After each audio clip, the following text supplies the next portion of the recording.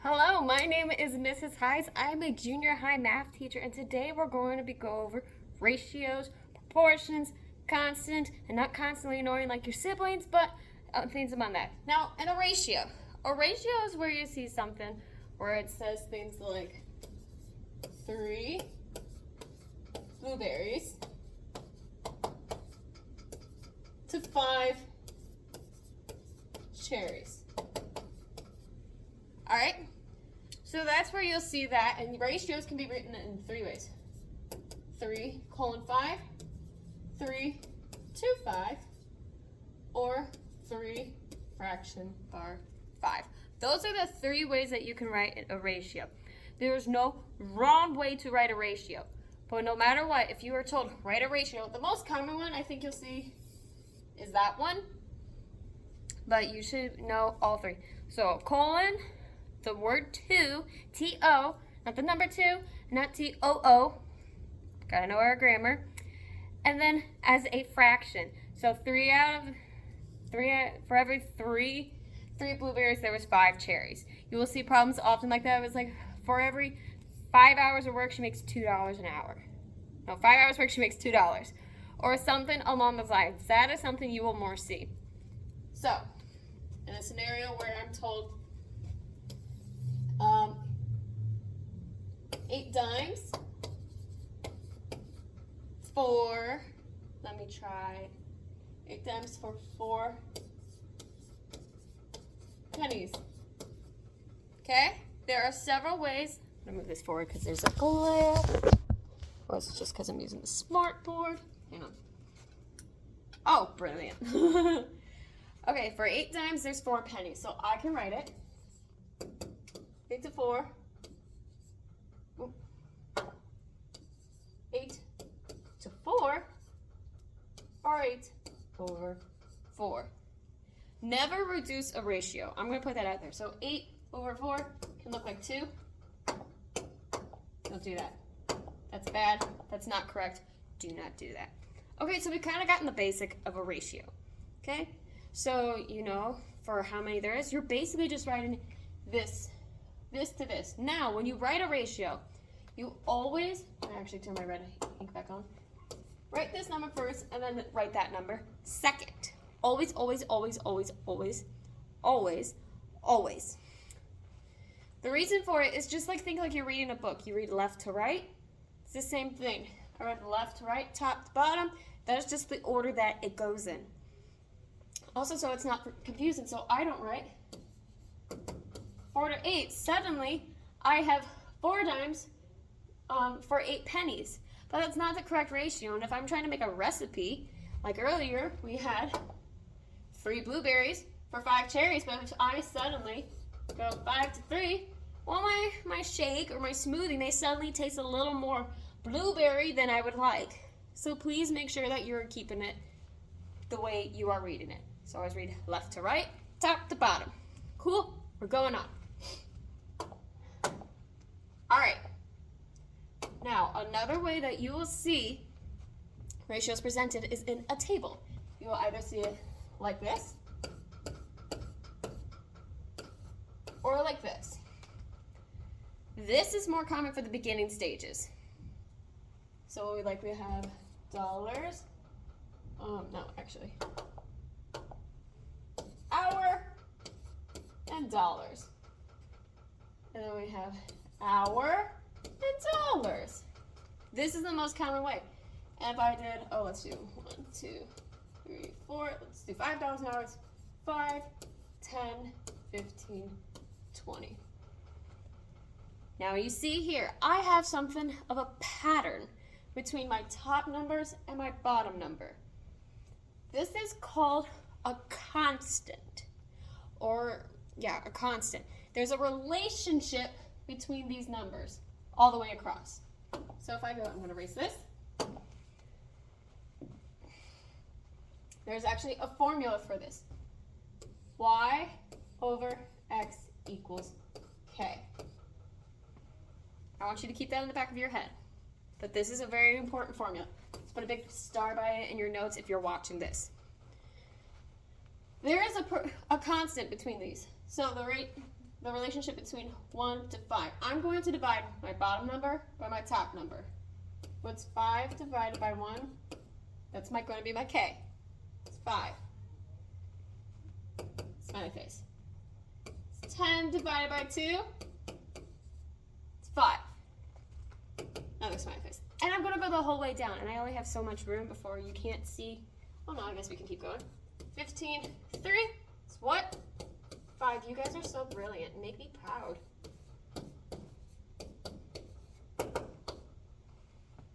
So we have the rest. So that's how we find our constant.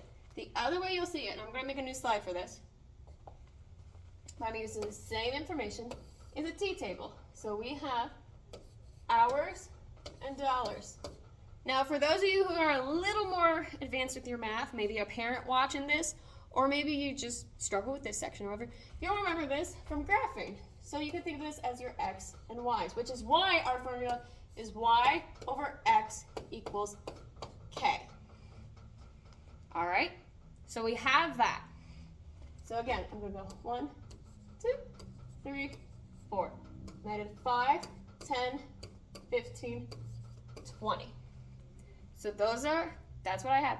Now, going back to my formula, remember I said this is what my Y's and this is my X's. Why do we have X and Y? Great answer, great question. I will show you in just a minute. But I'm going to divide. This is my Y side, so I'm going to do 5 divided by 1 equals K, which equals 5. 10 divided by 2 equals K equals 5. And as I showed you before, the constant is 5. So we're going to write K equals 5. So if you sense a pattern that is happening between the two numbers, you're like, wait a minute, this is going up. For every number for in my X's, it goes up as if it's multiplied by 5. That is probably your constant. That is the pattern. So that's some of the basics so far. Now there's something else that you will see. And this is proportional relationship.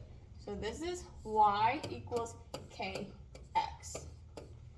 Now for me, again, I know a little more advanced math. I'm a math teacher. I'm paid to know the stuff. This reminds me of my slope equation. If you don't know what slope is, don't even worry about it. So if I'm once again told that my slope, my constant is 5.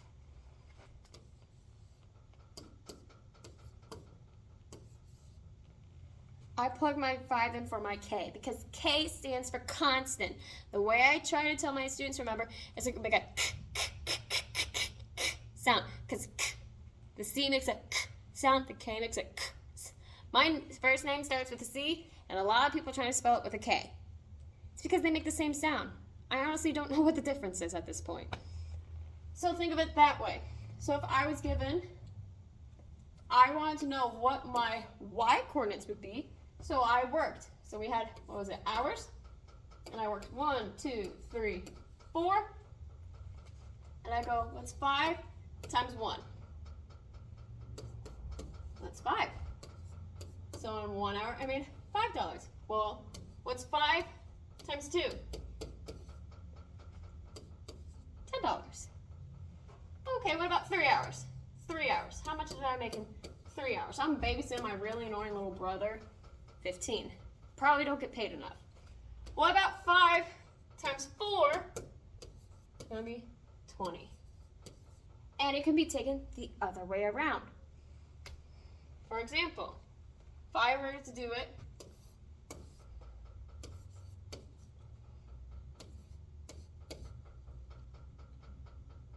now, what if I knew 5, 10, 15, 20? Well, I have my formula. Y equals 5x. Terrible 5, we're going to fix that. I can plug in. Now, this is where you go a little more into your algebra knowledge. Your algebra knowledge will tell you that you have to isolate x. What I would tell my 6th graders last year is that you circle the variable you have to isolate by himself. Because you know what? He's an introvert, and he needs some alone time to himself. So circle that introvert, because you have to get him alone. What do we have to do? Well, we should know, a number next to a variable, and a variable is a number that is represented by a letter. Keep that in mind too. We're just going to do the opposite operation. So since we have multiplication, we're going to do some division. So that leaves me with x. It's 5 divided by 5, 1. Now I know this is a lot of information, so feel free to rewind, watch this again, whatever it may be. But that's something that we are doing. Now sometimes you'll see this information presented in graphs, which is where you are most familiar with your x and y's. I'm given a graph. So we're just going to draw a bunch of little lines. It's beautiful, it's art. No, this is Patrick. What are you talking about? That's okay. So I have these. And I'm just going to do 1, 2, 2, 4, 3, 6, 4, 8. Because that's probably how many lines I drew. All right? So I want to see if this is proportional. Now my x-axis goes side to side. So I'm going to write x-axis. Y-axis. Now this is important because, again, you're going to see how another way that data can be presented as proportional. So just hang in there with me. Now, in order to remember that your x-axis goes side to side, I say the x is short and stout. So I literally walk around my class like this. And the y is tall and skinny. I'm not very tall myself, but we run with it. So x is short and stout, it goes side to side. The y is tall and skinny. So I find my first point, my first ordered pair. So I have 1, 2. 1, 2. You see how I got that? From up here. I'm going to go 1 over. 1. And then I'm going to go 2 up. 1, 2. Here's my point. Same thing here. 2 and 4. Here's my 2. I know that's 2. 3, 4. 3 over. I have 4, 5, 6. 4 over. 6, 7, 8. Then I'm going to draw a line to connect this. Now, not all graphs look perfect, but that's my graph. How do I tell if they're proportional? Simple. There's something in a graph. Again, I'm going to make a new one.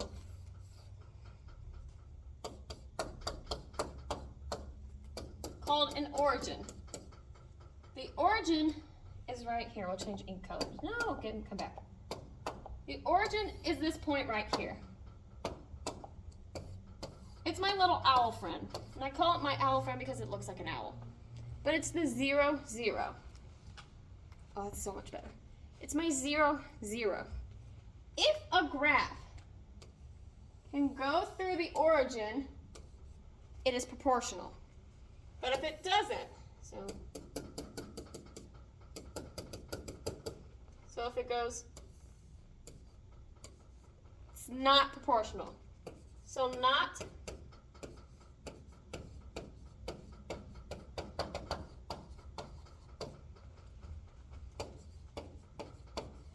I'm sorry, my handwriting's bad. So this is proportional because it goes through the intersection. It intersects the origin. And this is not proportional. Now sometimes, like the previous slide, I just can't draw to save my life. But this would be proportional. Because, okay, our constant, our formula is y over x equals k. If it's a fraction, it means division. It's 2 divided by 1, 2. 4 divided by 2, 2. 6 divided by 3, 2. 8 divided by 4, 2. So my constant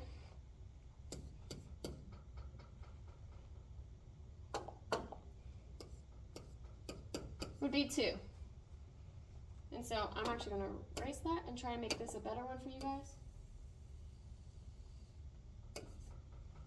That would be proportional because it goes through the origin, it goes through, and it has the repeating pattern.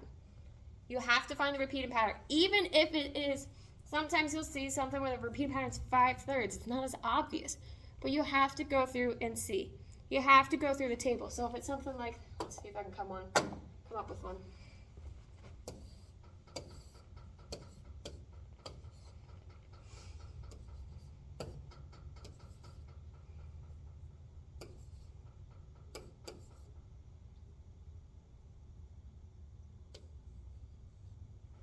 So this one was a little harder just to pull up, but let's say it's not as obvious right away. Okay, so what I'm going to do is the same thing. What's y over x? 1/4. Then 2/8. What does that become? 1/4. It's the same thing. Keep in mind it's the same thing because if you have a pie, 4, I still have 8 pieces, 2 pieces colored in. Beautiful. And it's the same thing as 1/4. As you can see here. So then 3/12 equals 1/4. That is something you're going to see often. I believe, I'm going to look at my notes. I believe I've covered, oh, nope, I haven't. One more thing with ratios. Something you'll hear is whether or not something is equivalent to each other. So if I have a ratio, 2/4, 1/2, and let's do, oh, which one I want? Okay, let's do this. If I have these 3 ratios, 2/4, 1/2, and 10/20, these are all equivalent to each other. What does equivalent mean? Equivalent a lot sounds like the word equal. They're all equal to each other. So I want you to look, pause the video, and find the relationship between these numbers. Do they have something in common? Something, if they were reduced or multiplied by each other, what could they be? I'll give you a sec. Did you miss me? I know you did. Okay. So these are all equivalent. How do I know? Great question. What is, so we're going to go with the 1, 2, and then the 2/4. 2/4. I know 1 times 2 gets me 2. So I'm going to draw that. Times 2. Can 2 times 2 get me 4? Yeah. So they're the same thing. Now what if I do want to do 1 to 2, and then 10 to 20? Same thing. Times 10, and then times 20. Those are the big things that you will see for this. That is how you can tell if something is equivalent or not. Are they both treated by the same size? It's like a scale. If you know, back in the day, there was a scale. Oh, trying to move out of the way. There was a scale. And if you put too much in one side, like I have my pen in this hand. I don't have anything in this side. So if I was a scale, I would tip this way. If I drop my pen, actually, I'll put it, yep, we're dropping it. I can stand up perfectly. So what I do to one side, I have to do to the other. I'm just this little scale. Or, another good analogy, parents, if you have a favorite child, you can't show it. You can't have a favorite child. What you do to one child, you have to do to the other. Kids, if you have a favorite sibling or a favorite friend even, what you do to one friend, you have to do to the other. So, I can't just have one side multiplied by 2, I have to have both sides multiplied by 2. If I have it where one side, if I have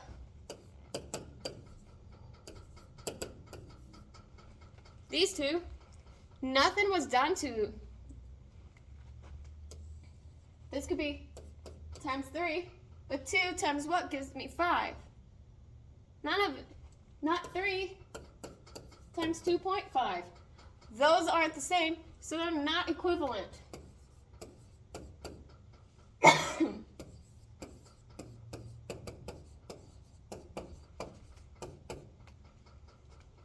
So I hope this was a good brief summary about what I've been going over with ratios and graphing and coordinate planes.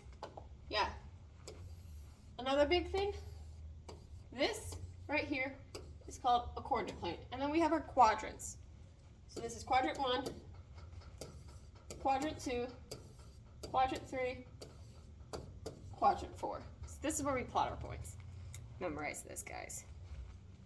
Then we go plus, plus, nope.